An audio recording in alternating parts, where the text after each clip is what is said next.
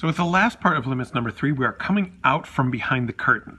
Everything in this part 3 is stuff that you should be able to do, that you will need to be able to do when we get to the AP exam, the AP and regular tests for this class, the WestCon final, and so forth. Any kind of evaluations. These are things that you're going to need to know how to do. So we're looking at this function sine x over x, and in fact, what we're going to determine about sine x over x is a really important result that we're going to use for a lot of other things.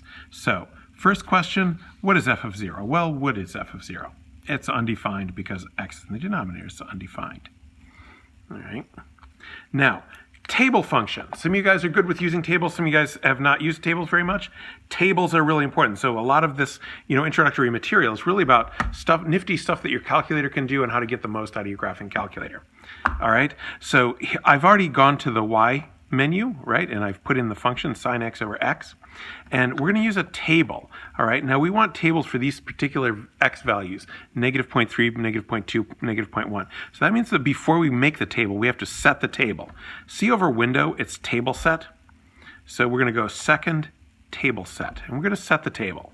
All right. We want the table to start, right? Table start. We want it to start at negative 0.3. So negative 0.3. Now, delta table means the steps that your table is going to take. I'm going up here by 0.1s. So we want the delta table to be 0.1. So then when we do that, now we can just press table over here. So it's a second function, second table, and here's our table of values. All right, there's negative 0.3, 0.2, 0.1. These are the x values over here, and the corresponding y values are over here, including the 0, the value f of 0, we already determined is undefined, so your calculator just says error. Okay, now, looking those, what does the table suggest? What do you think the limit should be as we're approaching so what we're looking at is we've looked at the limit analytically, we've looked at it graphically, now we're looking at it in terms of a table. Sometimes we say numerically. All right, so if you look at the numbers here for y1, and they're hard to see on the screen, make sure you do this on your own calculator. It's good practice anyway. So you see the values going 0.98507, 0.99335, 0.99833, and then it disappears, and then 0.99833 again. All right, what value do you think the f of x, the y, was approaching right before it went error? What was it about to get to? That's what this means. What does the table suggest about the limit as x approaches 0 of f of x? So what do you think those x's were about, those y's, the y's were about to be when it hit error? Well, they were about to be 1. Limit as x approaches 0 of sine x over x equals 1. Our table suggests that, but does not prove it. We will prove this later in the course.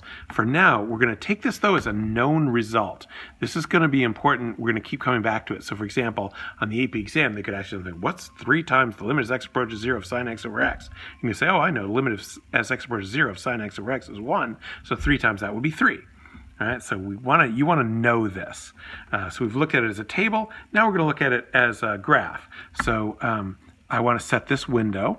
So we're going to go negative 5 to 5, and then we're going to go negative 2 to 2. Now I still have my x scale set from last time. It doesn't make sense to go from negative 5 to 5 like you're counting by 0.1s.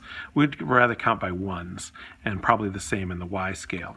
So basically that x scale and y scale determine where the tick marks are going to be on the graph. And we're going to go ahead and graph it. It looks like that. All right. Sketch the graph here. Be sure to include the hole that the calculator does not show. Where is the hole this time? The hole is still at x equals 0 because that's where the function is undefined. So the graph really looks like this. That's what that graph looks like. All right. Now, does the graph confirm your conjecture about limit as x approaches 0? Yeah, because since we went from negative 2 to 2 on the y, and the tick marks are each at 1, we can see that that hole is just about at 1. So that graph confirms the conjecture, although, by the way, it does not prove the conjecture. But it does confirm. It would say it's corroborating evidence, maybe. How do I write the limit statement? The limit, I already wrote it up there. Limit as x approaches 0 of sine x over x equals 1. I think there was another limit statement that I asked you to write that I forgot to do. Right? Write mathematically the limit statement you just proved. I don't know why I just skipped 7 and 8 from limits number 3. I just skipped 7 and 8. All right. This limit statement that we did up here was, let's see, what was the function? X over cube root x. The limit as x approaches 0 of, I always forget which way it goes. It's x over cube root of x. I've been using this for like 10 years. Still can't remember. X over cube root x equals 0. That's the limit statement. This is writing the limit statement. So when we write the limit statement for this one, we get this result, a critical, crucial, important result that we're going to use, believe it or not. And your real goal is going to be able to look at a